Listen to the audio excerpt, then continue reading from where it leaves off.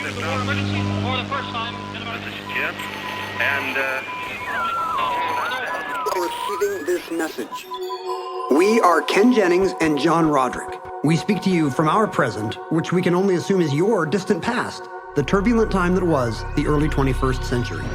Fearing the great cataclysm that will surely befall our civilization, we began this monumental reference of strange and obscure human knowledge. These recordings represent our attempt to compile and preserve wonders and esoterica that would otherwise be lost. So whether you're listening from an advanced civilization or have just reinvented the technology to decrypt our transmissions, this is our legacy to you. This is our time capsule. This is the Omnibus.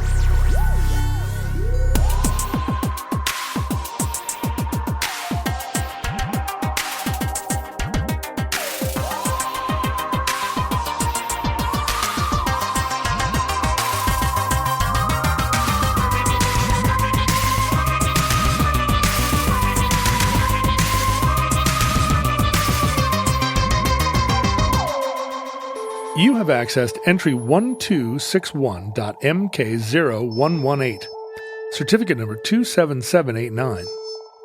The Swamp Dragons. So Nets struggling here in the first quarter.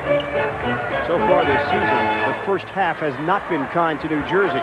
This is my second millennial era show in a month, something for the young people. Let's have it be the last. You want to switch to Gen Z then? Yeah. Yeah.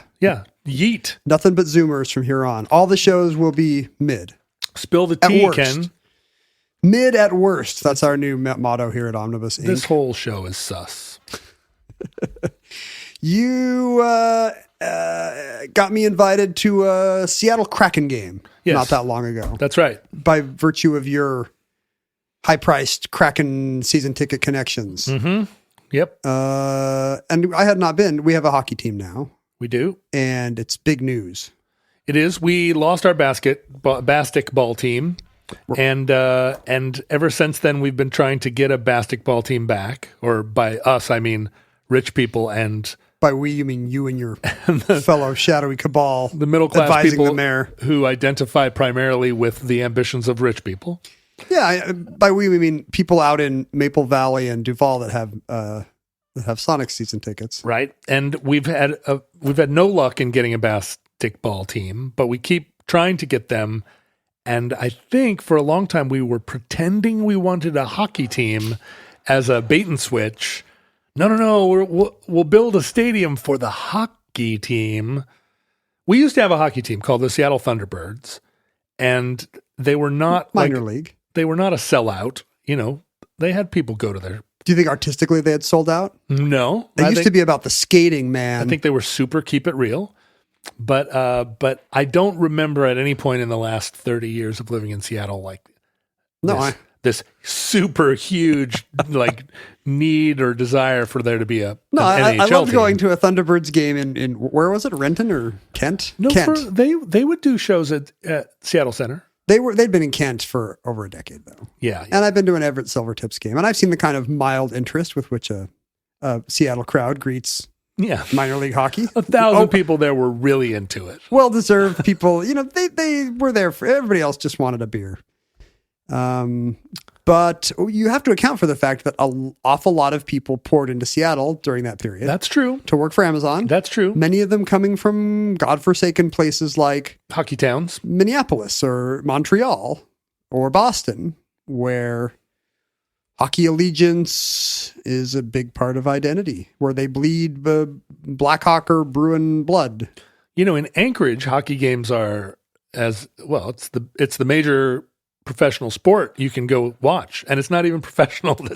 It's the college team, but yeah, hockey is a stadium size event up there. Why isn't there an NHL team in Anchorage? But all those boosters were correct about Seattle because the team showed up here, and this is what I learned from talking to your friend, who I guess is he's a lawyer, but also he's in with the local club hockey scene. Yeah, he's a hockeyman himself. Yes. And his, by virtue of offering legal services to these local hockey organizations, which, the Kraken is eager to interface with all the local hockey dads. Right. Farm teams. He he has some now inside access to the front office. And one of the things I learned, I don't think this is telling tales out of school, is that the Kraken, despite not being a winning team, despite not having marquee talent, is one of the most profitable teams in the NHL. It's a big thing here. The Kraken games are massive events. The first Kraken game I went to, there was a line outside of the merch shop that would have taken 45 minutes to waiting in line to get in to buy Kraken merch. But they also sell Kraken merch at every gas station in the Northwest. Every drugstore. Yes. So, my son owns a Costco Kraken sweatshirt. If you want a Kraken sweatshirt or a Kraken hat, good luck finding a place that doesn't sell them. Yeah. Jiffy Lube. And yet people are there at the game. The game is happening and they're waiting in line. I'm going to miss the game to spend twice as much for often, I know this from my son's fascination with Mariner gear. You can get weirder stuff at the team store. He wanted the spring training uniforms, and maybe he wanted a player, a specific player that you couldn't get on the website or. Yeah, I would not be able to tell Target. the difference. I mean, I recognize the logo certainly, but I'm lucky enough now as someone who does not care that much to have already been to 3 or 4 Kraken games. So it's not, you don't have to be a hockey fan. No. You just need rich friends. Yes. What they were smart about was branding. I mean, that's where they're not getting their money from a lucrative TV deal. They picked a smart logo and caught some zeitgeist by being a little bit edgy, but not too edgy. The logo is kind of a Lovecraftian tentacle monster, and the Seattle Kraken kind of conjures up some level of internet meme lord hipness that we may regret in 5 years. The problem is that the Kraken is a Norwegian myth of an undersea monster. Well, but there are a lot of Norwegians here. We're a Scandinavian influenced part of the country. It does feel like if this were the 70s or 80s, our professional sports team would be trying to appropriate a local Native American legend, like our former Thunderbirds team. My high school mascot was the Thunderbird, and the Thunderbird, of course, is a part of the Pacific Northwest coast Native American cultures. I feel like it's more of a Southwest thing. Well, but it plays up here. It gets around. The Thunderbirds are on the tops of the totem poles, but there are no Thunderbirds in the Alaskan Native tradition. So it's okay for you guys. It's named for the car. It's the old appropriation on top of appropriation. No, our mascot was actually a totem pole. Your team will have fun till they take it away. Till they take our Thunderbird away. So he shows a picture is pulled off the internet of the Kraken logo, thinking that the crowd will be like, yeah, he's been told that this is what will rile up the locals. Yeah, because sports. Yeah, and there's only the mildest of hoots from the swaying millennials at a Bell and Sebastian show. Twee. And he bravely tried to soldier on with whatever trivia facts about the Kraken he'd been given, and wanted to know, what was the previous semi-pro hockey team here. And when somebody said Metropolitans, he said, no, that was in the 20s. He'd been briefed. He'd done his research. Yeah. And you have to wonder who the Bell and Sebastian tour manager is in charge of feeding Stuart the sports trivia he does before the Mike Piazza song. Local sports trivia. And some guy right next to me in the mezzanine was like, Seattle Totems, and was the hero of the day. I have a jacket, a blazer with the Seattle Totems logo on it that I found at a thrift store. That's one of my very favorite items because it's a totally great logo. It's like an embroidered patch sewed on the pocket of a black cashmere blazer. Must have been the coach's jacket. Couldn't be anything else. It's probably worse, honestly, from an appropriation point of view, to name the team after like a sacred ritual element of the culture. That's got to be worse than just taking the tribe name, right? It would be like, we're like a soccer team named the Rome Communion Wafers or something. Well, let's start a team and call it the Communion Wafers, the Waifs, the Tel Aviv Yarmulkes. Why was I saying this? Oh, right. Just to make the point that by cannily choosing kind of a semi-comic logo, they had sold a buttload of windbreakers and hats. Yeah. Big money. And all those season tickets, big money. Sure. Yeah. Like there was basically a lottery system because there was a waiting list of tens of thousands of people who for years had been waiting for unnamed Seattle NHL team 2021 to arrive. The other thing I heard from your friend is the profitability of the Kraken at this point makes the return of our beloved Sonics a near certainty. Oh, because we've proved it's a test case. We are no longer the city that like kind of shrugged in apathy as Starbucks sold the team to an Oklahoma City guy who was like, I promise I'm going to try to keep the Sonics there, not in my hometown. Where all my fellow owners live. I certainly wouldn't move it there. And I said this before. I went to one of the last games in the Coliseum, or Key Arena, as it then was. Key Arena. And it was like the second to last home game, and everyone knew might be forever. There was nobody there. Nobody cared. Really? Is that right? Nobody was there. Did you went to Sonics games in the heyday, didn't you?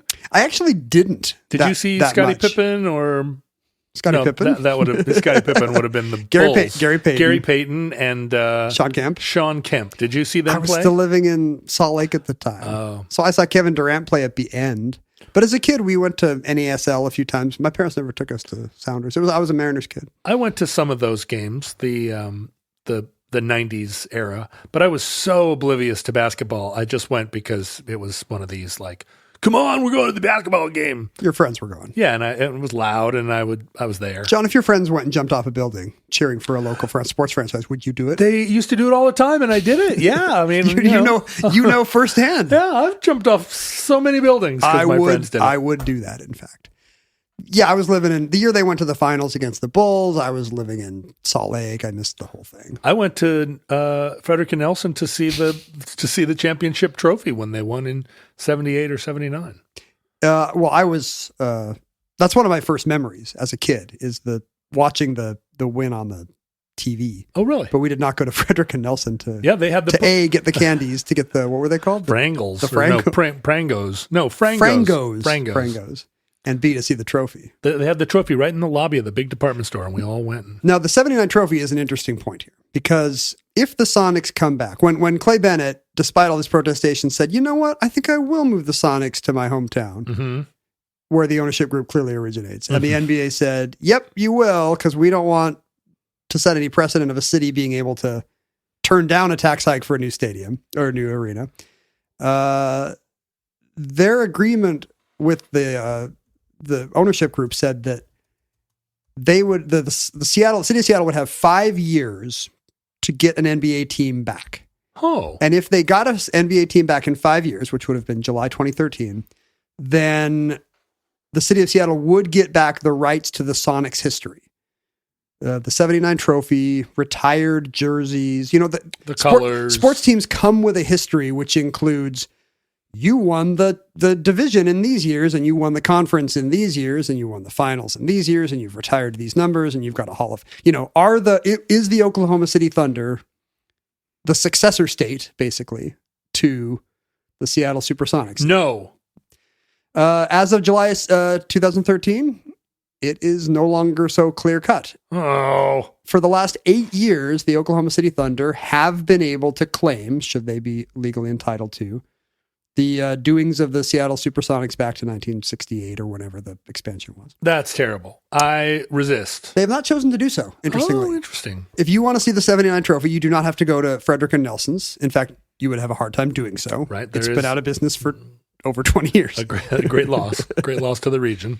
You would look at other department stores in vain, because it is now in the Seattle Museum of History and Industry. I've seen it there. Or MOHI. Yes. So that's where my dad joined the Navy in 1941. It wasn't the museum at the time. No, it was the Navy. It was the Navy. It was the Navy. It was a building of the Navy. The Naval Reserve building. Weirdly, the U.S. Navy was headquartered not in Annapolis, not in Virginia Beach. Not in Washington, D.C. In a weird little warehouse on the shores of Lake Union in Seattle. So we have the trophy, and we have Oklahoma City has just chosen not to claim the legacy. All that stuff is sitting in the museum. I believe to this day. Last time I was there, it was all still there in a big exhibit about the Sonics history and win. But it now says on loan from the Oklahoma City Thunder. Oh, bogus! As of July 13. However, if you go to a Thunder game, you will look in vain for any evidence that that team existed before 2008. You will not see tributes to the retired numbers of Jack Sikma, Gus Williams, Gary Payton, Sean Kemp, and so forth. Spencer Haywood, now most famous for having put out a hit on the Lakers team ownership in the new HBO series about the Lakers history. Oh, wow. I have not watched that yet. On the show, he puts out he tells friends he wants to murder Kareem Abdul-Jabbar. Yeah. In reality, I think he wanted to shoot up the front office, and it never happened. So he was he was going through a troubled time. So the Dodgers, for instance, who moved from Brooklyn to LA. Yeah. Did they also bring all of their Dodgers history with them to LA? Yes. Typically, and this is going to be unusual for fans of international sport. It's extreme. It's almost unheard of, for example, for a British Premier League Association football team to move cities. Like, it's so rare there that it's only essentially happened once, and it was a huge disaster. The Wimbledon club moved across the M1 or whatever, the A4, I don't know their highways, to another London suburb called Milton Keynes, over the protests of the diehard fans who immediately started going to the new replacement low-tier Wimbledon group, which and there were no Milton Keynes fans. There were no Milton Keynesians. And so that club immediately hit on hard times and began to get relegated into oblivion.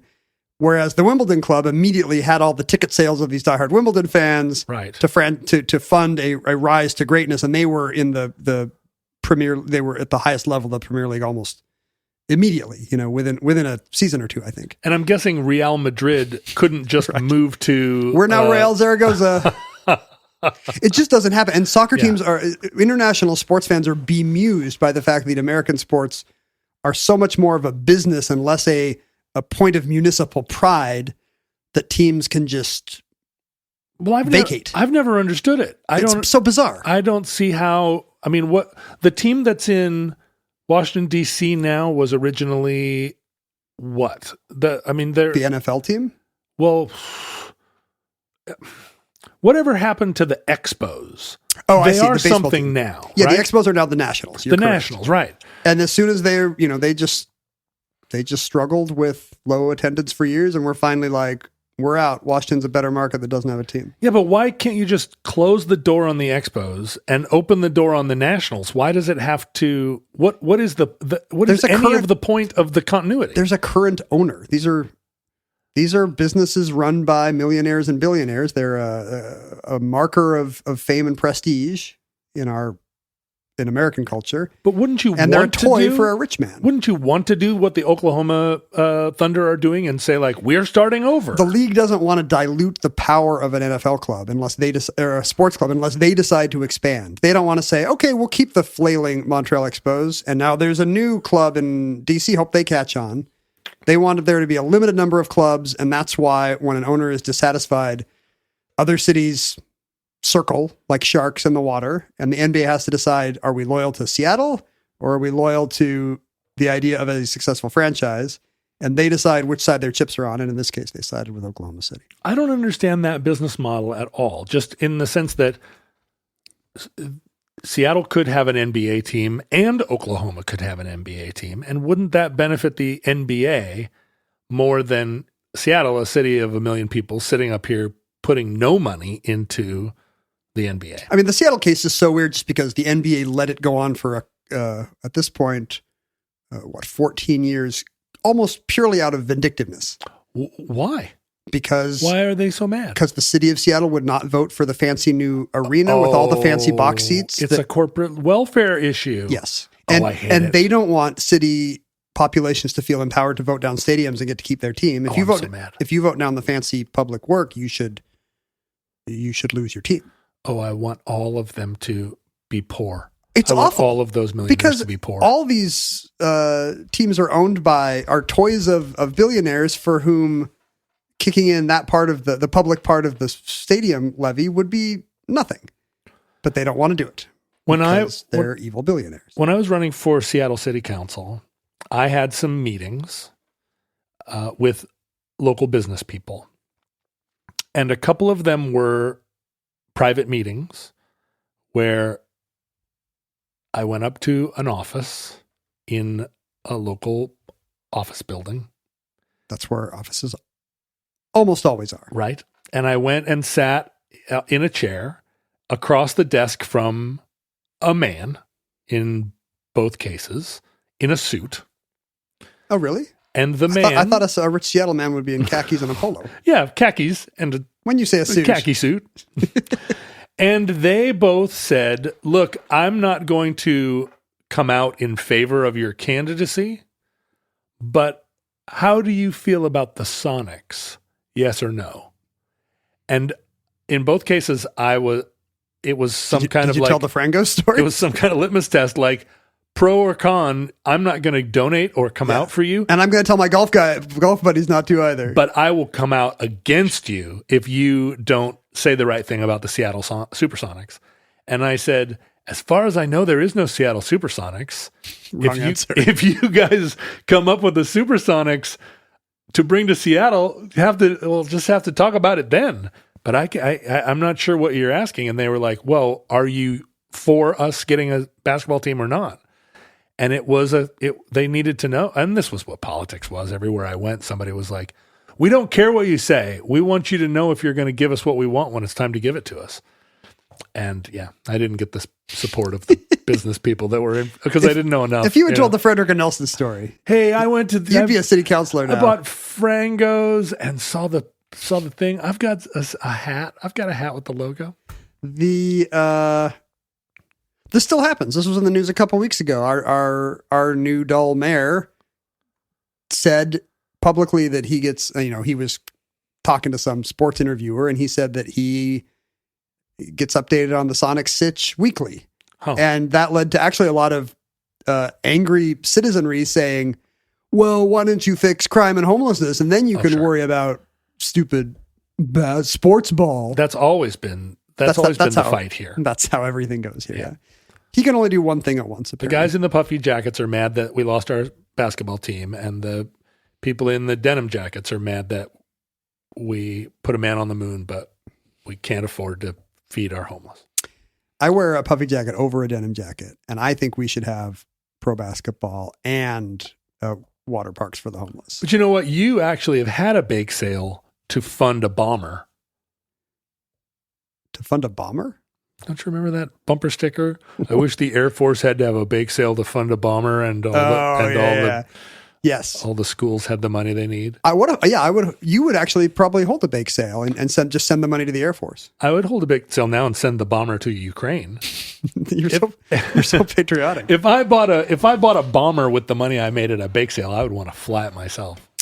So we're in an interesting situation now where the Thunder are allowed to take Sonic's history, should they be so inclined. And if Seattle were ever to get a team back, it would be equally shared. There would be two successor clubs of the 79 champion Seattle Supersonics. But isn't that an intellectual history we could conceivably buy from the Thunder? The cash-strapped city of Oklahoma City? Yeah, look, man, we'll give you $1,500 for all that Sonic stuff. We've got Amazon. You've probably got some evil oil company I've never heard of.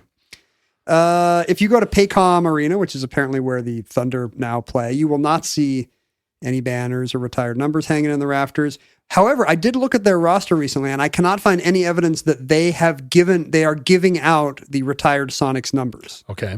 So I think you will look in vain for a 10 or a 43 or whoever, whatever Gus Williams and Jack Sikma wore. But there's like 95 other numbers to choose from. Unfortunately, in basketball, only 55 referees have to be able to signal the number of each of the player who committed the foul with their hands. With their hands, 5 on one hand, 5 on the other. Yes, so you can signal everything from 00 through 55.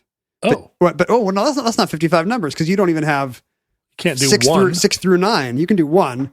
Oh, I But you see. can't do 6 through 9. Why can't you do six? Oh, because you can't. Yeah, right. You can't do 6 through 9. Actually, I don't know. Is that true? How do you do 13? Well, just a 1 on one hand and a 3 on the other. Oh, I see. If I am getting everything wrong about how NBA jersey numbers are assigned, please write to John Roderick, care of. Can they do a 0 sign with one? There have been zeros and double zeros Yeah. in the NBA. Like in my era, that would be Orlando Woolridge or Benoit Benjamin. There's probably more recent and more more gifted players. I don't know. So it's a weird situation about American sports that, you know, the Baltimore Colts can vacate for Indianapolis in the dead of night to avoid the scrum of reporters. You know, a convoy of trucks leaves secretly Baltimore, headed for Indianapolis at 55 miles an hour. And then when Baltimore steals the Cleveland Browns from Cleveland to get the Ravens back, then the NFL has to broker a deal saying, yes, both your cities are very sad. Cleveland will get its Browns history. We'll create a new duplicate cloned Cleveland Browns in 3 years. And the Ravens don't get the Browns history. What are the Orioles? The Baltimore Orioles are a baseball team. The Browns are a football team. Yes. And the Ravens are a football team? Yes. See, Edgar Allan Poe is from Baltimore. Oh, I see. Baltimore They Ravens. kind of also did the smart nerd thing for their football team, just like we've tried to co-opt the nerds with Lovecraft art on their wall for who want to buy Kraken hats, even though they hate hockey. Mm-hmm. And it worked. But, you know, this whole idea that sports are a brand and you need to worry about how many hoodies you're selling as much as you have to worry about who your starting point guard is. Or more. If not more. Finds its epitome or apotheosis in the odd tale of the New Jersey Swamp Dragons. This is a 90s era tale I had not heard before. Zach Lowe wrote about it for ESPN. And in fact, published a detailed oral history of it, on which I've drawn heavily here, that I thought this is a great excuse to talk about how you name a sports team, what happens when teams move, like how much the history of a franchise belongs to a city versus a billionaire versus a population. What happens when those guys get old? Do their kids remember? Only 90s kids will remember this. I mean, when the Sonics come back, there are going to be a bunch of people who feel very proprietary about the 79 win. But that was so long ago that there are, 40-year-olds who don't remember it? Yeah. So, you know, a lot of the money people bringing the Sonics back will not actually have been alive for the 79 win and may not even care that much. Yeah, but they'll remember. Surely they'll remember when the presidents of the USA would play their Sonics themed rock songs on center court. Is the Seattle band the Sonics? That predates the Supersonics. It does. So it's just a coincidence that Boeing made a lot of fighter jets. Yeah. Right? Well, at the time we were developing the Boeing hypersonic SST aircraft, and everybody thought this was the future of aviation. Speaking of corporate ownership of teams, like we basically named our team in a nod to a big employer, and that happens. I think we were Jet City, man. We named the city after it for a while. Well, it never said Jet City on the stationery. Set it on my heart. Emerald City. To me, we were the Emerald City. No, that's for jerks. You know, we the first time we drove the kids to Seattle, I think my son was like 3, and we, you know, they had grown up in Utah, less of a skyline-y city, and we, you know, headed on I-90 into Bellevue, and my son was just bedazzled by the glass condos of Bellevue in 2006, and was like, "Dad, is this the Emerald City?"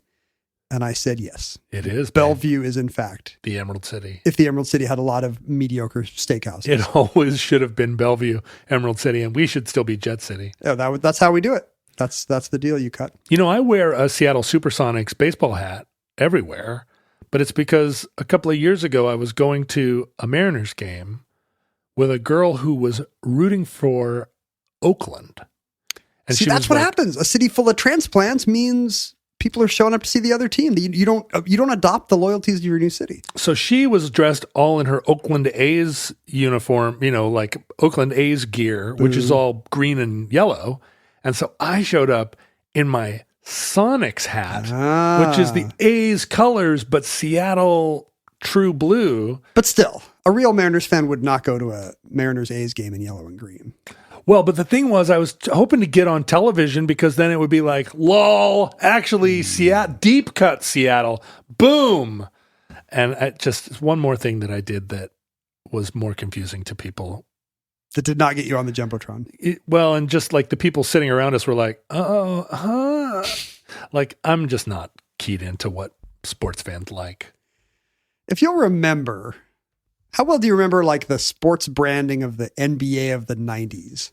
The NBA expanded into Charlotte, then Miami, then Orlando, then Canada, right? Toronto and Vancouver. So the Heat Toronto were an expansion team of the mid 90s, early to mid 90s. Wait a minute, what, Vancouver has an NBA team? They not anymore. Oh, what was it? The Vancouver Grizzlies, who then decamped to Memphis. It turned out Vancouver did not have a critical mass to support a NBA team. Is the team called the Memphis Grizzlies? Because that makes no sense. It is. And this is a thing that happens when a team moves. You get a Utah Jazz in a city that still thinks of jazz as the devil's rhythm. Sure. You get the LA Lakers in a team where the only lake is the Silver Lake Reservoir, I guess. And the Jazz are from New Orleans originally? Yeah.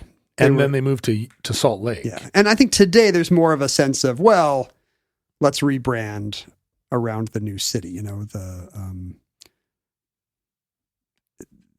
Oklahoma City Supersonics makes no sense. Right, but the Thunder... Actually, Oklahoma City has some aerospace history. Well, now that I had not considered this before, but I guess the thunder of a Midwestern thunderstorm, it is the equivalent of a sonic boom. Okay. If you're trying to translate Seattleite into Oklahomese. Sure. For your Oklahomies. But in the 90s, a lot of these teams had logos and look and feel and team branding that kind of summed up the 90s. A North Carolina, Chapel Hill designer named Alexander Julian had been tasked to design the Charlotte Hornets uniform. And he decided that teal and possibly purple. I can't remember what the Hornets' first uniforms were. He decided that teal was the future. Teal is such a terrible sports team color. It had never been attempted before. Oh. And yet in the 90s, everyone was like, well, it's never been tried. And, it looks kind of cool. And maybe you could see in A Different World or in Living Color credits would be maybe teal with some purple or red. Yeah. So let's make this look. It was kind of maybe a one step removed from the Miami Vice pastel 80s. But am I wrong that all Seattle sports teams now have some teal in their colors? The Mariners and the Seahawks both have teal. Oh, and the Kraken do too. Teal. Yeah, we're hitting for the cycle. Yeah. Well, I mean, at least we're a nautical town, and if green is déclassé, then it looks vaguely like water. You got blue and turquoise in your logo. It's slightly maritime, I guess. And the Hornets also, if you remember, had a fun, goofy, cartoony logo. Right. And that's a fun thing that fun. The kids will want to see a guy dressed as a big puffy hornet at the games, and they'll want to buy onesies with a cute cuddly hornet on it. And they'll be out there in the woods and they'll be like, look, Mom, a hornet, and stick their hand right in the... Well, previously the impulse would be to put a scary guy on your logo because like a pirate. Well, it would intimidate the opposition, like R. But now when you want kids to buy things, maybe you want a cute pirate or a cute hornet or a grizzly. You want to somehow have the rugged masculinity of your logo, but also make it fun for the kids. It's interesting that the Seattle Mariners really backed away from... They have literally never had a Mariner. There's not a Mariner at all. There's a moose. There's a moose. Again, not a huge part of the iconography of the open seas. Nope. Few meese on the ocean. And really, Seattle doesn't have a ton of moose walking around. Not a whole lot. It's not a big, but it's vaguely northwesty. It's northwesty. We had Sasquatch was... The Sonics had a padded Sasquatch because what does a fursuited Sonic look like? Yeah, right. The Storm, being meteorological, have a mascot that represents meteorology. He kind of looks like I think the thing on his head is one of those anemometers, spinning anemometers that measures wind speed. Okay. So they're really locked into the literal interpretation of their team name. Sure, maybe not as powerful as like a grizzly. The Mariners have had a compass once and a trident once. And I think now none of the above, maybe. Do they still have a compass? There's a compass in the logo somewhere, kind of buried beneath it, but it's but it's not. I don't think it's a very strong logo, and I don't think the team colors are very strong either. Well, back then, I mean, team colors date back to, you change with the fashions, and a lot of these 90s NBA teams are kind of left in their 90s colors, left in their 90s teal. But that seemed like the future in the early 90s. And this was a time when our protagonists, the New Jersey Nets, currently the Brooklyn Nets, but at the time still in East Rutherford, New Jersey, played at the Meadowlands, were part of one of the most depressing streaks in American sports. They had not won their division between 1974, when they were still an ABA team, I believe, all the way to 2001. There's a Mariners-like 27-year gap in even winning their division. And at this time, they were not just also-rans, but really aggressively bad. They were 17-65 one year. They were 19-63 the next. Those are like at the time, that was the 17-win season was at the time, I think, the fourth worst season in NBA history. And there was a brief bit of hope. They made the playoffs for a few years in the early 90s, and then it just collapsed again and got even worse. And the struggle was that they were in New Jersey. You couldn't get people out of New York to go to a basketball game in New Jersey. They'd be happier seeing the Knicks. Unfortunately, there's no one living in New Jersey. Well, you'd think there would be. There are millions of people in New Jersey. But even they were not enthused about the 16 and is that right? The 16-64? Oh, so they were even worse one year. Yeah, 1999, they were 16-64. If you look at the Nets of this period, and the decades of mediocrity at best meant there was no hardcore fan base, very little hardcore fan base at all. Were there any other basketball teams in New Jersey? There were no other sports teams in New Jersey. Well, I mean, the Jets and the Giants played their games in East Rutherford as well. But because New York had a team, instead of having the New York... Here's what happened. I think they were the New York Nets in the ABA. And when the ABA merger happened, the NBA and the city of New York didn't want a Jets-Giants scenario that might split the fan base. So they said, okay, we'll port over the Nets, but they have to stay the New Jersey Nets. Oh. So they couldn't, so they're in the tri-state area, but, can only claim the geographic allegiance of a fairly small chunk of the population. There's 9 million people in New Jersey. It's a densely populated state. Yeah. But I guess not a state with, it's a suburban state that doesn't have much of a pro sports history or culture. If you look at who the leading scorers of the Nets were at this time, you very quickly see names like Kendall Gill, Armin Gilliam, Keith Van Horn, journeymen who you'll never see on a Hall of Fame ballot. There wasn't much to attract people. It got so bad that the team, with no history of success ever, at least the Mariners have, a brief halcyon period to look back on, with no stars, and with a name that was terrible. Like, as the executives pointed out, having a team called the New Jersey Nets is like having a baseball team called the Second Bases. Your team is named after a piece of equipment that literally every team and every elementary school has a few of. Yeah. Should have been called the New Jersey Cups. Right. Because at least in elementary schools, you don't have to wear a cup. With a bad name, there was no reason to ever buy any of their merchandise. Much less wasn't come there to like game. a smiling basketball with a hat on? Or was that that was the Nationals? They were one of many teams that just had a logo of a ball or a ball going through a hoop. I think at this point, their logo is the word Nets. Oh, it was the Mets that had a. Oh yeah, the Mets have Mr. Met. Mr. Met, a baseball. Yes. Yeah. So if you're picturing a talking baseball, that's probably not an NBA team. Okay. That would be weird branding. Got it. The Nets logo was the word Nets in kind of a Star Wars-y kind of logo, swoopy S. The letters are kind of combined, so the E runs into the T, runs into the S. There's a color hold on it, so it patriotically gradients from red to white to blue, and then there's just a basketball sitting there. Uh-huh. There's nothing going on. Nets. I mean, it feels like even the logo is kind of public domain. It feels like a cool Gen Z slang term. Like, that's so Nets. Stop trying to make Nets happen. You could just John. say Nets. They were dead last in merchandising. They would try to get people out to games in the wastes of East Rutherford by saying, "Hey, guess who's in town?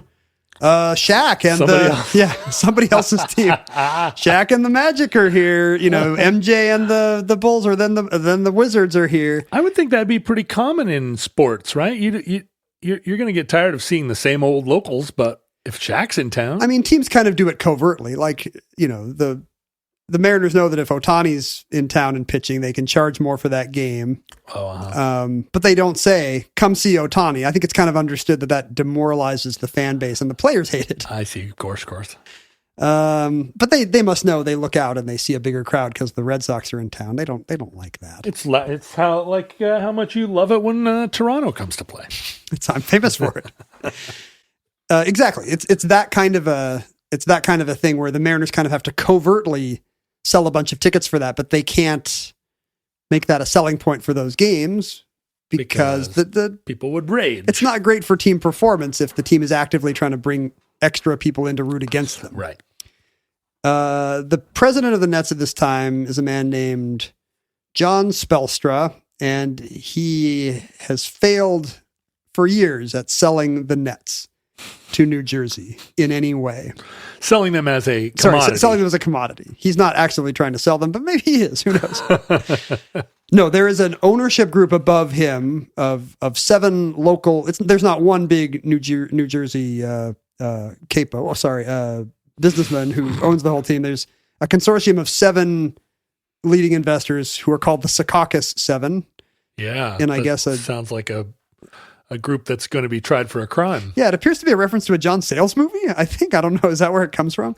But because Secaucus is in New Jersey, that's what the ownership group was kind of jokingly called. So why can't the Net? Was there a reason that the Nets couldn't change their name to the New Jersey Fresh Kills or the New Jersey Super Funds? Well, that's one problem. First, you have to find something that sums up New Jersey in a non-punchliney way. The New Jersey... Go for it. Do it. Pine Barrens. The New Jersey Pine Barrens. Perfect.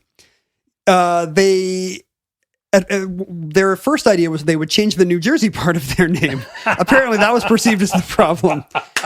Spelstra approaches the city of East Rutherford and says, "Look, what if we get rid of the New Jersey in the name? And I know we have a deal with you to bring glory and visibility to the city of East Rutherford. But what if we pay you a few $1 million and then we go to a big company and say, look, we'll come groveling to you and we'll become the Nike Nets." No way. Had anybody done that? Nobody done that. Kind of.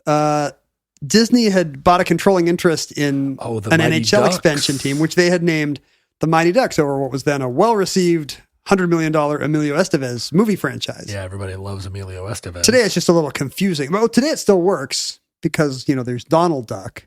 But I don't know how much of the Anaheim Ducks Disney still owns. That's an interesting question. No, they sold it to a different media conglomeration in 2005 for $75 million.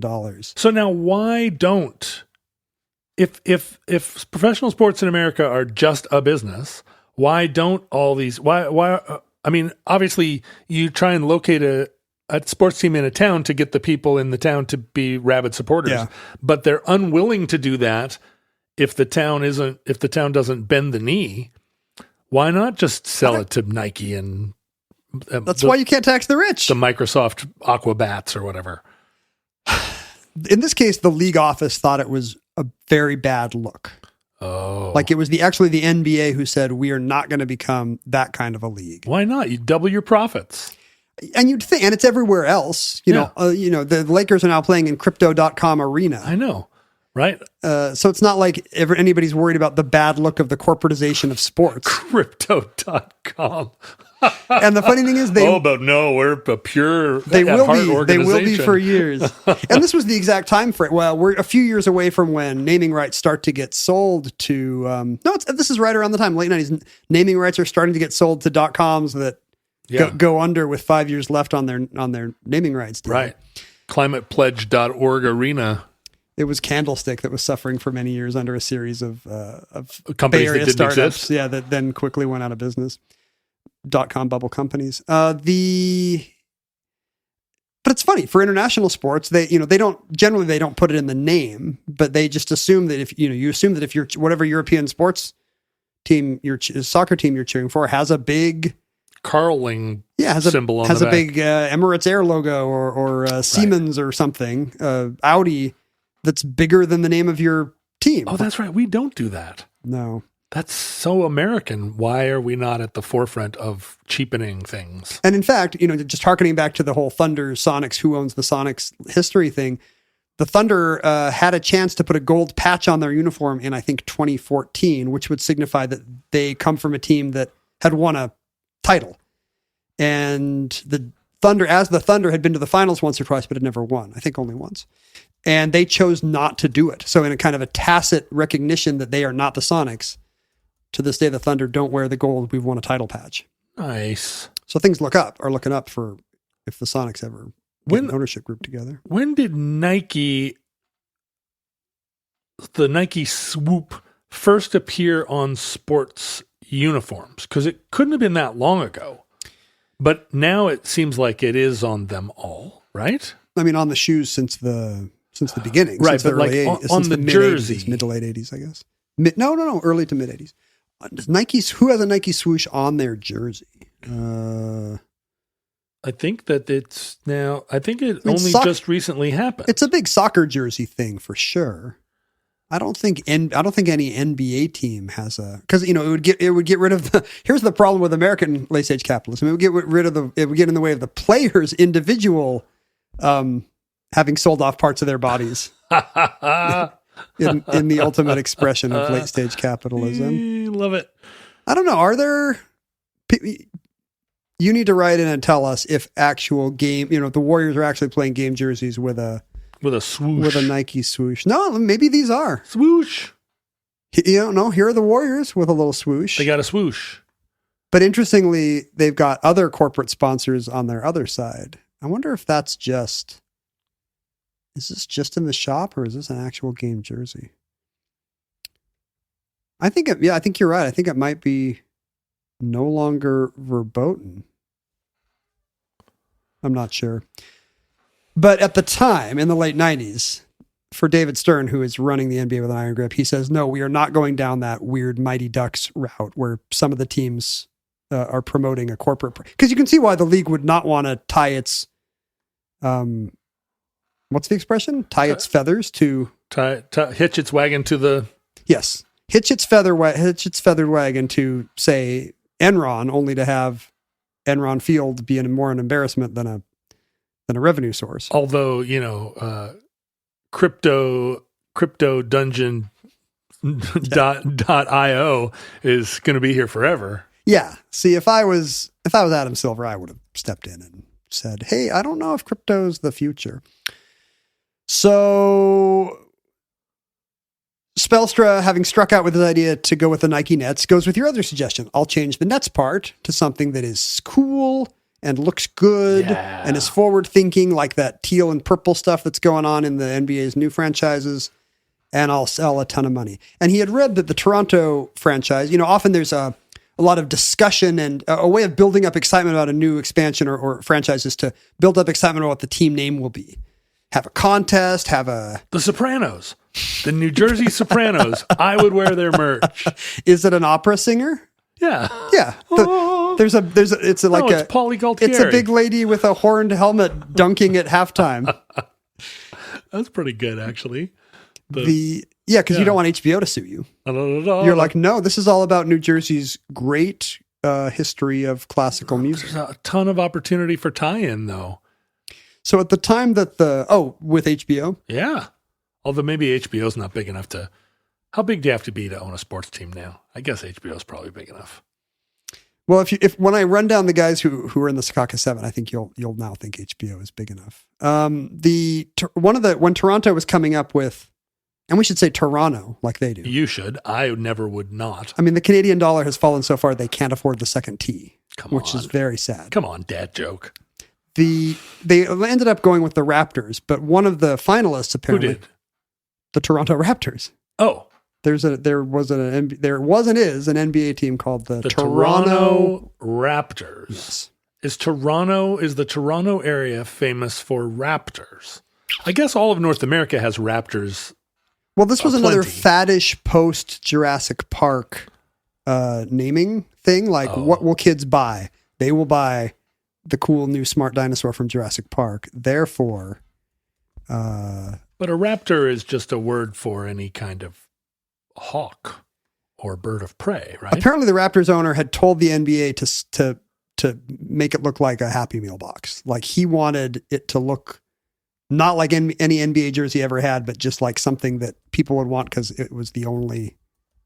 It was, it had the hell branded out of it, just like the cute Hornets. Oh, so it's guy. just a basketball that looks like it's been clawed by a bird?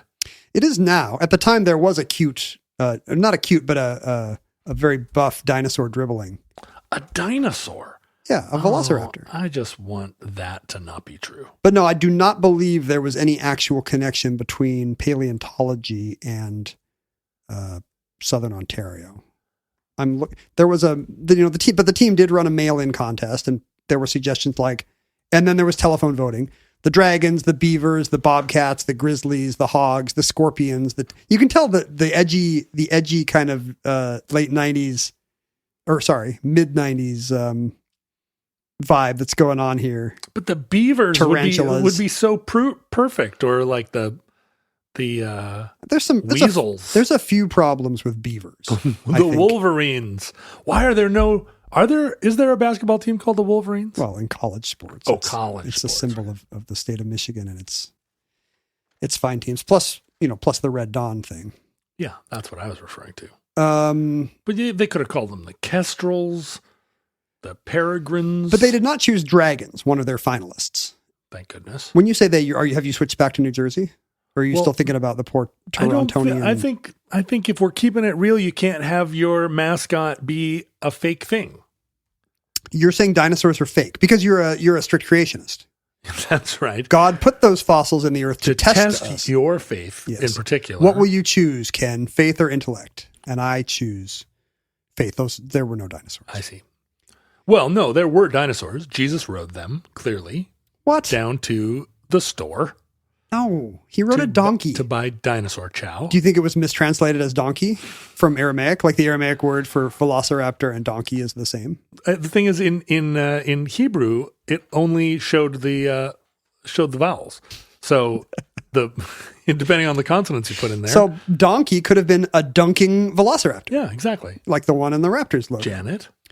So the Toronto group goes ahead with Raptors because the Toronto group goes ahead with the Raptors because the owner's son loved Jurassic Park, and Dragons goes unused. And suddenly John Spelstra of the non-Nike Nets thinks, what if we just take a cooler name? We could be the New Jersey Dragons. So he goes into the office of Jim Lampriello, another Nets executive, and says, hey, when you look out your window here at the Meadowlands. Hey, when you look out your window, bada bing, bada boom. What do you see? Forget about it. Hey. When you look out the window here in the beautiful East Rutherford, New Jersey, what do you see? And he and Lampriello agree. You've been to East Rutherford. You know what they saw. They see swamp. Yeah. They see swamp. And every time I think of swamp, I think of swamp rats. What if we were the New Jersey swamp rats? Yeah. But Lampriello, remembering that the Dragons had been discounted by the Raptors and would be a cooler name, said, no, the Swamp Rats is kind of silly. What if we were the New Jersey Swamp Dragons? The New Jersey Swamp Dragons. And these guys, high five. This is the best thing they've ever heard of. Dude, bro. Despite the fact that Swamp Dragons is not a pair of words that has ever been connected. Okay. And that there's no such, it's not like there's some beloved New Jersey cryptid called a swamp dragon. No. They just thought, hey, we're in a swamp. Dragons are cool. We'll be the swamp dragon. Let's go to the league.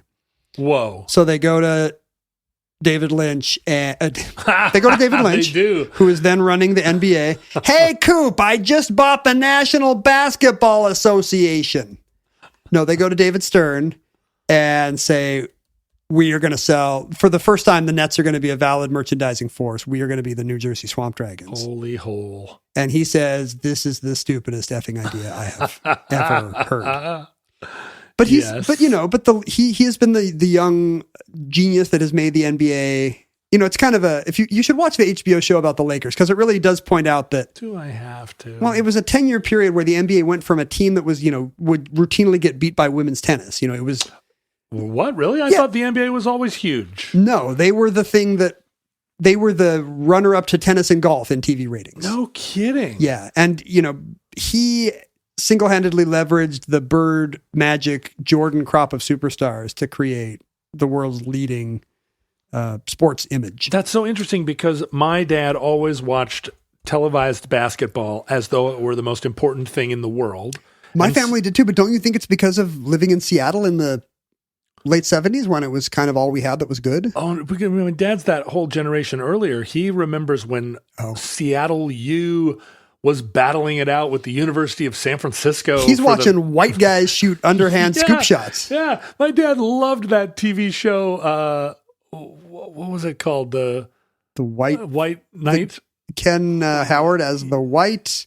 Everyone's yelling it at us. The White Ghost. The White White Hornet. The White. Ken, I'm not looking it up. Okay, I won't. Ken Howard is the White Shadow. There it is. My dad loved White Shadow.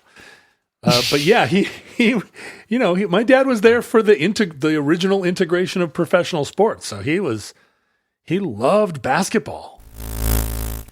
This entry in the omnibus is brought to you with the cooperation of Squarespace, the all-in-one platform for building your brand and growing your business online. Want to start a new side hustle or your next big thing? I do. Squarespace has best-in-class templates, and they keep adding more, Ken. Now you can just browse the category of your business to find a perfect starting place. So, for instance, in my case, the Roderick Group. What do you guys sell again? Roderick. We sell Rodericks.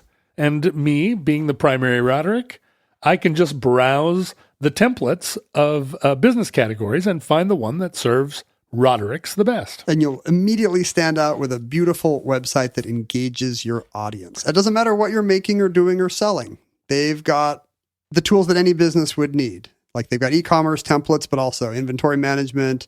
They've got checkout. They've got secure payments. You don't have to worry about any of that. It all comes with Squarespace.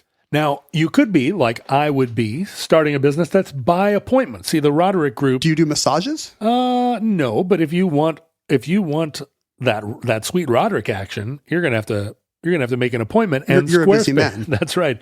Squarespace, like for instance, if you were a personal trainer or offering consulting services, which I would be doing, or you're a general contractor who goes out to do estimates, guess what, Ken? Squarespace can add online booking and scheduling to your Squarespace site.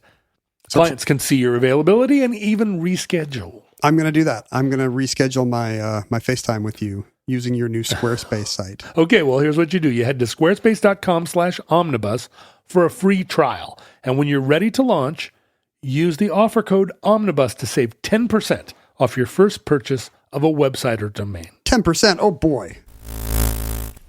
So David Stern's an idea, he had an open door policy on crazy new ideas. And so even though he said, this is terrible and you will regret naming your team the Swamp Dragons, he does not veto it. Whoa. He says, put together a proposal. No, this can't be right. And he didn't think, and I guess he secretly thought it wouldn't happen. Like he told ESPN later that he just assumed that the Nets 7 hardware store millionaires would shut this thing down. Wait, I still think it isn't going to happen. Did this happen? Wow. So for you, there's a lot more suspense than for most listeners. Real. The New Jersey Swamp Dragons. This isn't a real thing. And also weirdly, David Stern tells ESPN the Meadowlands was an environmentally elite site with wonderful wildlife. So he's talking it up as a beautiful teeming web of life, a beautiful wetlands. In 1650. Right. The Meadowlands hasn't been teeming with wildlife in a while. Well, that's something that Spellstra points out. He says that the Meadowlands Swamp East Rutherford Swamp is perfect for dragons because just like a dragon, it catches fire every summer. And he's not doing some New Jersey joke. Like, I guess literally the East Rutherford, the swamp would catch fire every year. The only thing could live there is a dragon. So the NBA spends $500,000 to lock down the rights to a team called the New Jersey Swamp Dragons, just in case. And in concert with the team branding geniuses and the NBA start sketching out a marketing proposal. They go with teal and purple, of course, teal, purple, and black, because that's what sells jerseys in the 1990s. An LA designer. I was alive in the 1990s. This is happening in the 90s? And you weren't wearing cool confetti, teal and purple confetti athleisure wear? I avoid teal in all my things. You don't celebrate its whole catalog? I do not. They hire a cool LA street art guy called Sakahara, who draws fun but muscular animals to draw a dragon. Cool. And he follows the Toronto game plan, and he says, look, the uniform is going to be a Happy Meal box. He basically draws a dragon in the shape of a uniform so that the player's whole torso is a cool kind of dragon doing a folded arms thing, and breathing out some bright red fire. And he's the one who really stands for the turquoise. He stands. The court is going to have a big, cool dragon with wings spinning a basketball on its finger at center court. It's going to say dragons in the most kind of wingdings font you've ever seen. So it's basically like a medieval times restaurant logo. That's exactly right. That's very much except it's been cooled up with some Disney Orlando Magic kind of swirls and stars. The D has a tail that looks like a pointed devil's tail, kind of like we've done with our Seattle Kraken tentacles. Yeah. The court will be unusual in that the whole 3-point circle will be purple. The lane will be turquoise, will be that teal color, and then the top of the key, the circle at the top of the key will be black. So this is super edgy. Disapprove. And the league is not likely to approve this because you can't see the players. The problem is on TV when purple and teal clad players stand on purple or teal court, you can only see their heads and arms running around. And the dragon gives you fire. So there's going to be cool red flames on the sleeves of all the merch, just like a 57 Chevy. The thing about the 90s is the most money-making sports are pro wrestling and NASCAR, and the NBA thinks, well, this is what will make money if this looks like pro wrestling and or NASCAR gear. And the funny thing is, these logos are very cool, but they would never be shrinkable onto a patch or onto a little thing that appears in the TV chyron next to the team name. It's all just too much and too maximalist. And too much. Is there such a thing as too much in 1998? In New Jersey? In New Jersey. Now, the Nets need a supermajority. The league has 27 teams. The Nets need a supermajority of them to approve the name change to the Swamp Dragons. This would have been right at the beginning of The Sopranos, too, right? Didn't The Sopranos start in? Yes. This was a time for New Jersey. At the time, New Jersey, yeah, but I think at the time, this would not have been an option because New Jersey has not embraced its crooked waste management legacy that we know today. Stern, by the way, is wrong. That all 7 of the Nets owners are all in. Like, oh, this is what will sell jackets to the kids. Okay. Oh, wow. The Secaucus 7 votes 7-0 to go ahead with the plan, which now means it's up to the owners. And so they wisely start whining and dining the old hands who have run their teams forever. Jerry Colangelo of the Suns, Bill Davidson in Detroit, and the colorful Jerry Buss of the LA Lakers. He's the John C. Reilly character in the HBO show. The guy who decided that, if you created Showtime, if you made the NBA like a glitzy entertainment spectacle with essentially exotic dancers. Which it wasn't at the time. At the time there were cheer squads, but they just looked like high school cheer squads. They were wearing sweaters and Letterman jackets, basically. And he was like, no, this is LA. These should look like the cocktail waitresses that I'm cheating on my wife with. These are LA Lakers. They're fast break fakers. Exactly. But at the time we didn't know. Okay. That's a post Dr. Buss era. I see. Okay. And Jerry Buss loves it. Like he says, yeah, you got to think outside the box. This is exactly what teams should be doing. Today, Spelstra says that the state of New Jersey catches wind of it and is against it. Oh. You don't want to say that we're the state of the swamp that catches fire. Hey, whose pocket are they in? Is my question. Because you can imagine, Christine Whitman now says she has no memory of. She tells ESPN she has no memory of this. She's the future Bush era EPA head, I think, or maybe Interior Secretary. Anyway, some Republican regulation dismantler. One of those. At the time, she's running in New Jersey, and the Nets recall her office being extremely unhappy about turning the Nets into swamp dragons and furthering this idea that New Jersey is a godforsaken wasteland, when in fact it's a beautiful garden state. Yeah, it is a garden state full of flaming swamps.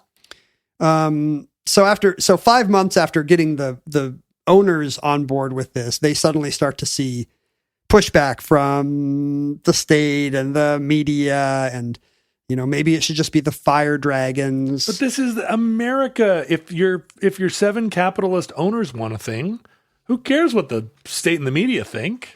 It all comes down to this owners vote where they need a supermajority of the owners.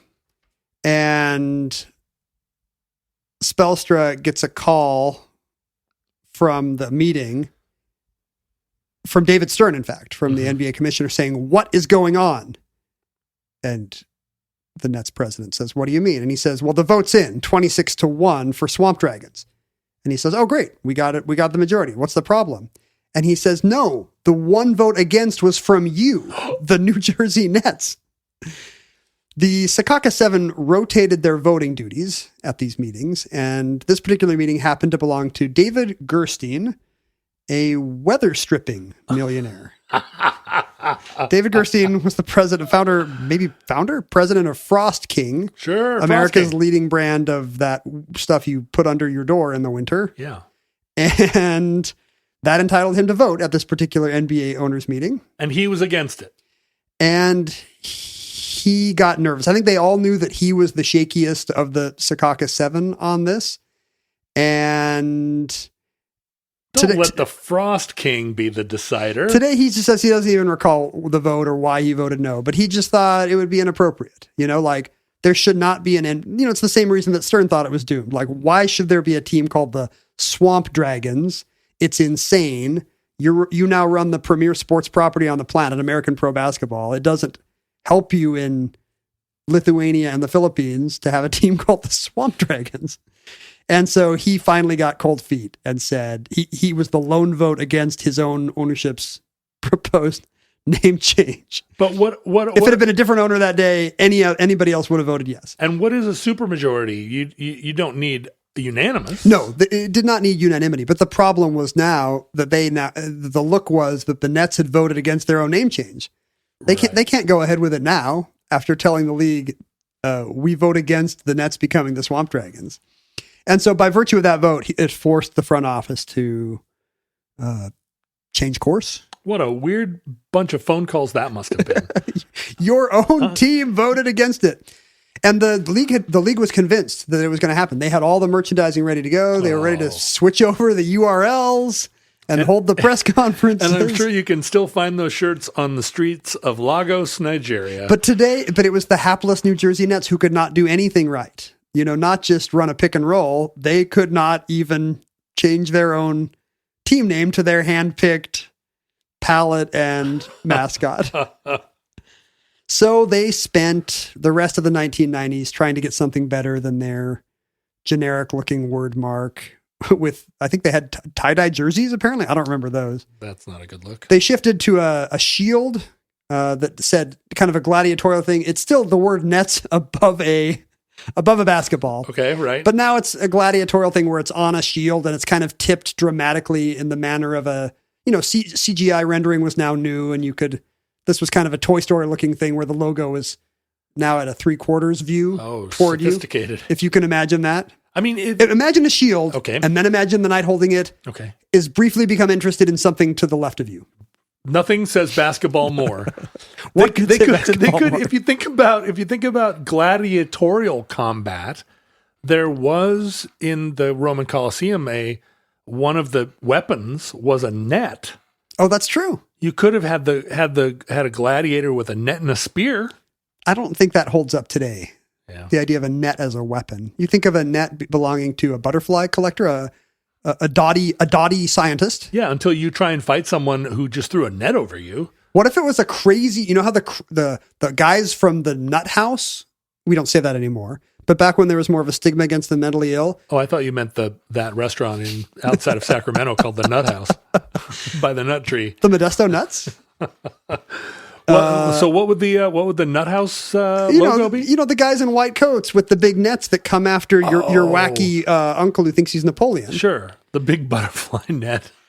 That would be their logo, would be a guy from the sanatorium. And I'm sure New Jersey has a bunch of weird old sanatoria. For sure. Probably.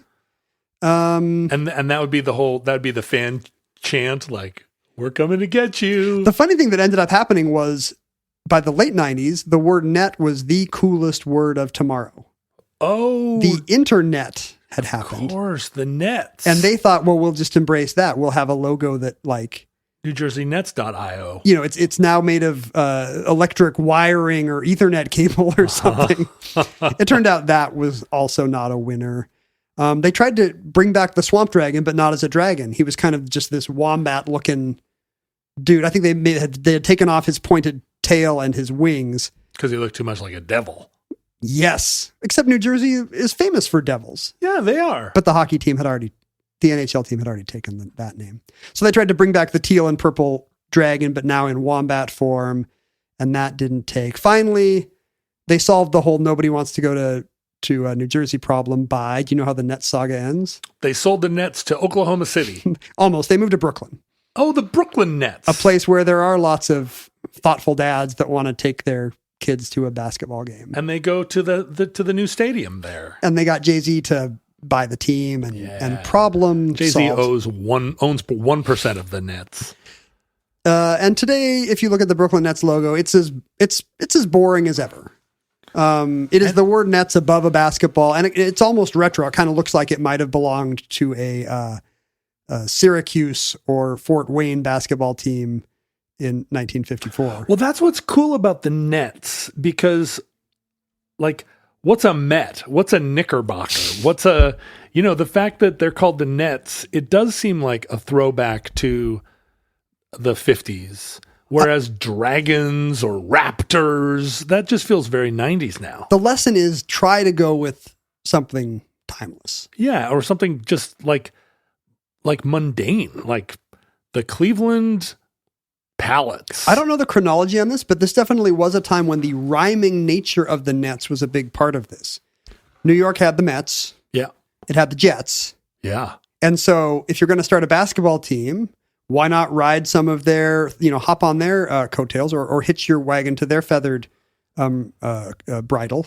Call it the Nets. Call it the Nets. And I believe at the time there was, remember, who was it? Like Arthur Ashe or somebody was trying to get an American tennis league going. And there were, I believe, the New York Sets. Sure. For some time.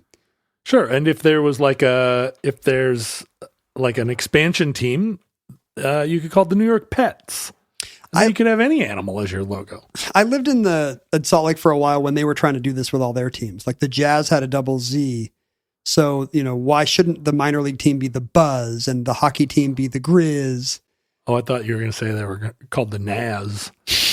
Like, that's cool. What if they all just went with different music genres? Oh. Like, here's the Jazz. The hockey team is the rap rock. Right. Here's the emos. Yeah, the baseball team is the emos. It's perfect. And that concludes the Swamp Dragons. Entry 1261.MK0118. Certificate number 27789 in the omnibus. Future links in the unlikely event that social media still exists in your era. Facebook, Twitter, and Instagram are archived at Omnibus Project. You're like a movie idea of a drunk. Ted Jennings, John Roderick. You don't say it to me, I say it to you. I have revealed on this episode that I don't know very much about sports, but I know the rules of sports. Of all sports? Yeah. I just don't know as much about like teams and things to do with logos. Yeah, we don't know. Towns. To this day, I don't know if there's a Nike swoosh on the. But ask me NBA any game question jerseys. about the rules of sports or But not cricket. the history of sports. Oh, cricket. Oh, cricket. I know. I sat across the table from a guy telling me about cricket more than once. Was it me? One time it was. Then there were other times The rest too. of the times it was just some nice Barbadian gentleman? No, I remember. I sat on a bus one time eating Marmite on a piece of toast, and somebody was explaining cricket to me. But is it important that I know It didn't the rules take. of cricket? It didn't take, apparently. But if you want to email us about sports, if you want to email me, if you want to tweet Ken about sports, he will eat it up at Send Ken us your Jennings. sports takes. If you tweet me about sports at John Roderick, I will not reply. If you email us at theomnibusproject@gmail.com about sports, Ken will, there's a 25% chance that he will have something to say. I will not even see it because he will not show it to me. I've heard it said that most of men talking is just remembering sports guys. Oh. Just saying a sports guy and being like, Oh, yeah, and another hey, sports hey, guy. remember Nate McMillan? And we kind of did. I feel like I did that today with Orlando Woolridge and Benoit Benjamin. That's Omnibus's first toe in the water of naming some guys. Naming some sports guys. Please enjoy our brief flirtation with that. It will probably not be back. I tried to name some Sonics from their heyday, and the first one I thought of was a guy from the Bulls. So Scottie I'm Pippen. not super good Remember at when that game. Remember when Scottie Pippen won the NBA championship in 19? No, I know all those guys. Yeah. Downtown Freddie Brown, Downtown Paul Freddie Silas, Brown, of course. DJ. I'm not very good at naming books, authors, bands. I'm not good at naming things. It's the brain fog. Yes. It's drunk. You can hear I'm drunk. You have congenital COVID. I'm drunk on too much coffee and not enough water. Gotta hydrate. If you want to send us some sports memorabilia, I'm sure that Ken would appreciate it. Although if you have any Sonic stuff, basically all I want is baseball hats. I'm never going to wear a jersey because I'm not 9 years old. Imagine you just wearing a basketball jersey with no shirt. Like I come to your house and you've got a XL NBA jersey. You're wearing a, what's funny here? You're wearing a San Antonio Spurs jersey that like goes down to your mid thigh. It's a funny image. It is. Never going to happen. No shirt. If I were ever asked to throw the first pitch out or sing the national anthem at a sporting event and they gave me a jersey with my name on it, I would probably wear it if I went to a game of that sporting facility again. Okay, I have one of those and I don't want to wear it. You give it to your kid and he sits next to you and wears it. Well, the other day he stole my Ichiro jersey that my son had got me for Christmas, and he just gave it to some dopey friend of his and said, "Oh yeah, Teddy had to wear your jersey to the game." And I was like, "Dylan, don't give Teddy my clothes." And he said, "Well, what was I supposed to do? Give him the Jennings one?" And I said, "No.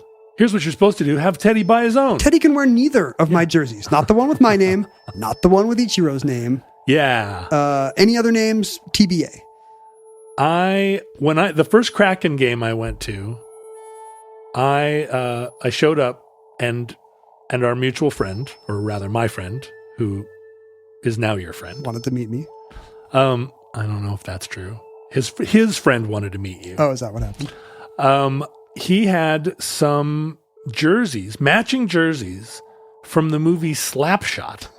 And he was like, "You got to wear one of these jerseys." And I was like, why do I? And he was like, "Oh, no, this is hilarious." Is the team in Slapshot a fake team? Yeah. Yeah, it is, right? So he and I and one other friend were wearing Slapshot jerseys. The Charlestown Chiefs. The Charlestown Chiefs. The internet tells me. And we walked through the crowd. We walked on our way to the seats, and we were getting high fives everywhere we went. And I was, people were putting up high fives, and I was like, "Yeah, woo!" High five and right and left. I had no idea what I was referencing. And my friend Nate said, "Look, every hockey fan between the ages of 42 and 52 is going to high five you at this event, and just go with it." And I was like, "I love getting high fived." And so I love getting high. I was high-fiving right and left. I still don't think I've ever seen the movie Slapshot. I know it has Paul Newman in it. That is correct. And but people were shouting quotes at me like, hey, like finger gunning me with quotes. And I would say it back to them like, yeah, the thing that you said. That's not how movie quotes work, but okay. Hey, the quote. No, I know I was supposed to say something back. And then you say, I'm walking here. You're walking there. I did not know what was happening, as per usual. You're going to have to learn the next quote. After the follow-up quote to all the famous Slapshot quotes. So when I wear my Han Solo jacket and people are like, I love you, I go, I know. That's exactly it. Imagine if somebody goes, I love you, and you say, I love you, man. No, that's not what Han would say. That ruined it. Luke, I am your father. No, I am your father. To infinity. I will join you. No backs. If you want to hang out with futurelings who do like talking about sports, go to our futurelings fan friends and say sports, and the ones that like sports will join you. If you don't like talking about sports, go on futurelings sites and say no sports, and you'll have friends there too. If this was a divisive entry for you because you're not a sports person, recall that it also had fashion. Yes, but the worst fashion of all. And some municipal politics. That's true. That's the worst municipal politics of all. New Jersey. New Jersey politics. New Jersey politics and politics that revolve around sports. The worst of all politics. Finally, if you love this kind of content, and it's hard to imagine. Quality-free content, Ken and me with super COVID-induced brain fog. A sports talk show by people who are only mildly into sports. You are mildly into sports. I am not even really in the same ballpark. I was rounding up. I mean, ballpark being a sports reference. Sometimes you're in the same ballpark. I go to sports games. And you're in the same ballpark as the team. I'm in the same ballpark. And as the other players. But I am not in the... So often you're ordering 6 Poke Bowls because you got the nice tickets and there's a QR code on your seat. I was like, more Poke Bowls! Who wants shrimp cocktail? I'm going to get 4. I like being a rich person at a sports event. No, I'm just not, you know what it is? I'm not a fan of things. It's true. And so it's hard. You feel it would cheapen your brand if you liked anything more than you. That's it. I like going to sports games. I just am not a fan of anything. And that's hard to be a fan. You're hedging your bets. Yeah. What if you say you're a fan of a band or a sports team and suddenly they're like, LGBT rights are bad. Exactly. Then I'm like, I have to throw my shirt away. What did I do? Whereas if I never buy a band shirt, I never have to get rid of a band shirt when it turns out that they're not good anymore. Do you think most people do that? Bands come out with one disappointing album and I got to go home and throw away all my Radiohead stuff. I didn't love In Rainbows. I don't know what fans do. We do. That's what we do. Is that what you do? Yeah. What if there's a scandal? What if Barry Bonds gets caught juicing? Do you throw away all your San Francisco 40 Miners shirts? It'll never happen. Oh, I have a Kevin Spacey did nothing wrong shirt that I bought when he was in Usual Suspects. Whoa! No. Please support the show with your contributions, with your patronage at patreon.com/omnibus project. Be an old-timey Renaissance patron of the arts. Hey there, boys. Here's a simoleon. That's right. You're allowed to say that. Give us 5 simoleons. No, legally, no one can stop you from saying that if you sign up. Listeners, from our vantage point in your distant past, we have no idea how long our civilization survived. Now, we hope and pray that the society-ending catastrophe that we fear may never come, but if the worst comes soon, this recording, like all our recordings, may be our final word. But should Providence allow, we hope to be back with you soon for another entry in the Omnibus.